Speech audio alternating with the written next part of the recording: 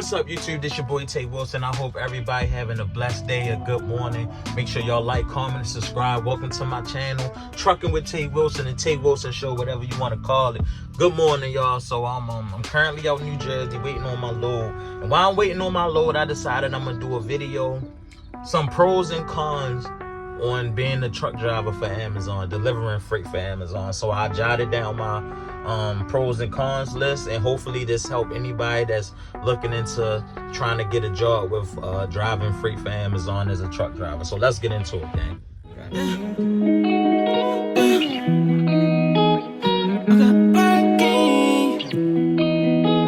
I wanted to start me.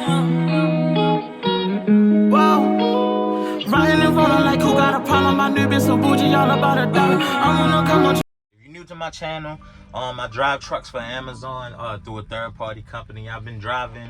I'm going on like a year and a half now, so I'm getting my experience. I feel like a pro, and you know, these the type of videos that I was trying to look up to get into information when I was still in school, like still in trade school to get my CDL license, right? And so I hope I'm able to help anybody that's interested in this career change, man. But let's get into it. What y'all want me to start with? Should I start with pros or the cons? Which one? Pros or the cons? Any, many, mighty, mo, it don't matter. Fine. Let's start with the bad things first. Let's start with the cons. So I made a little list of the cons, everything I don't like about working with Amazon, driving trucks. And let's get into it. I don't want to hold y'all. All right, the first thing is the pay, the starting pay, right? Most Amazon third-party companies start at $24 to $25 an hour, right? Which is, to me, that, hey, especially with no experience, that was good for me. You feel me? But I listed it as a con only because of this. I just feel like it's a lot of other companies out here, truck driving companies, that pay way more, that start you at way more. Literally, I know somebody else who a friend of mine, she's a female, she went a different route. We both graduated, got our CDL license. I started here, she went somewhere else. Her starting pay was like $29, $30 straight out of school, no experience.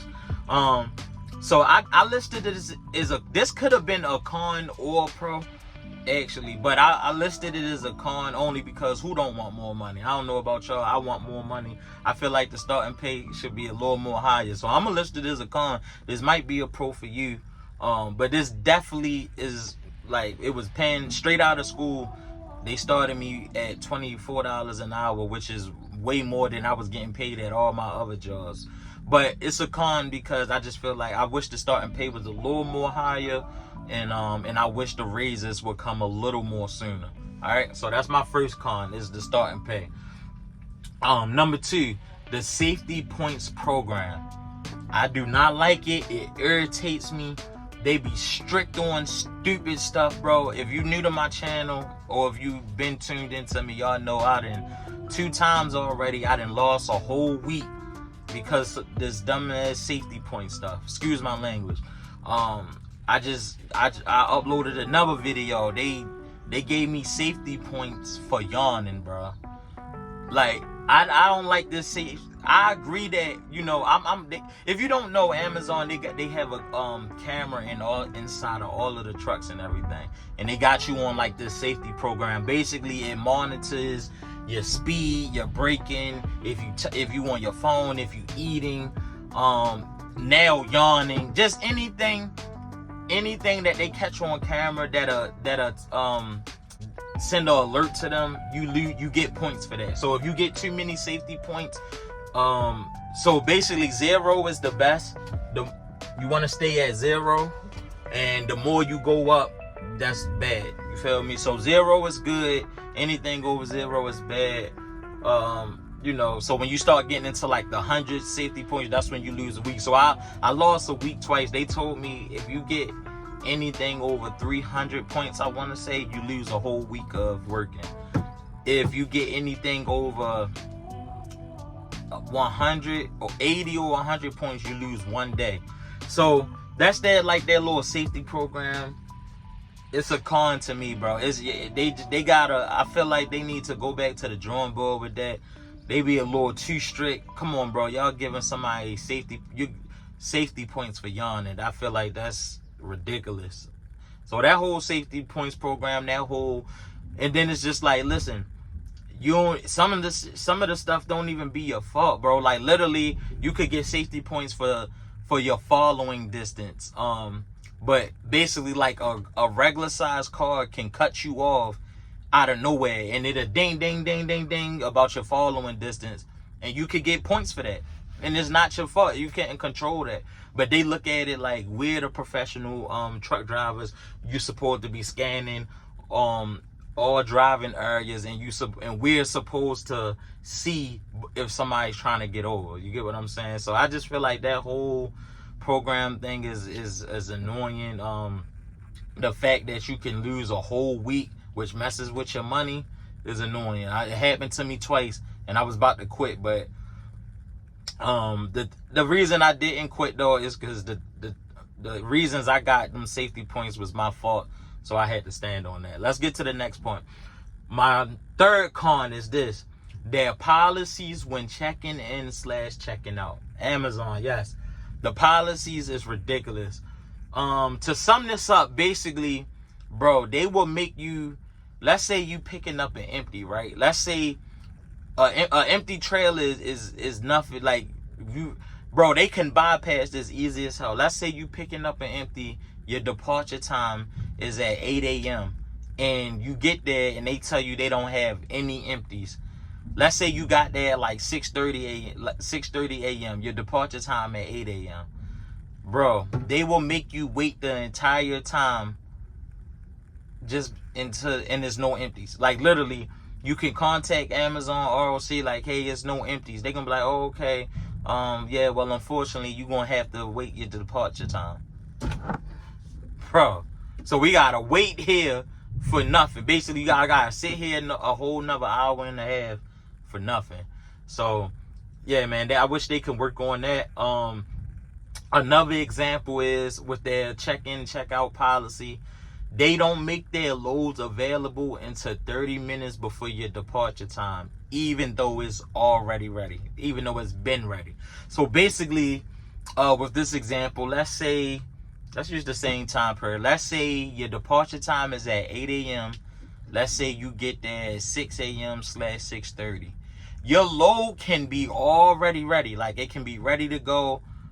They won't let you get that load until your departure time. Well, until 30 minutes before the departure time.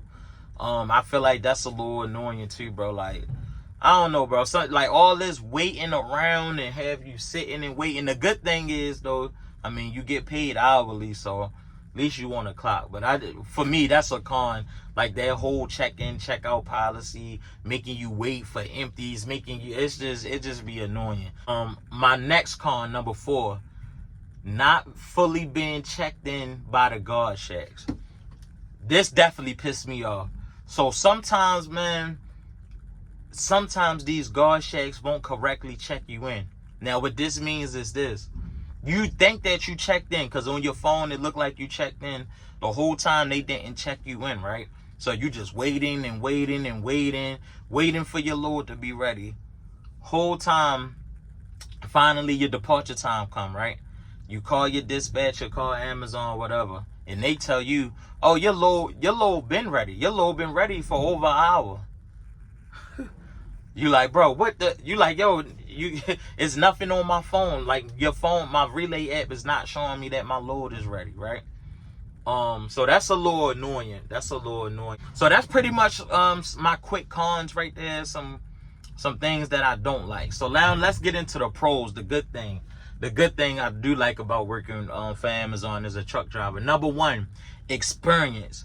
This is the perfect job to get your foot in the door and gain your experience.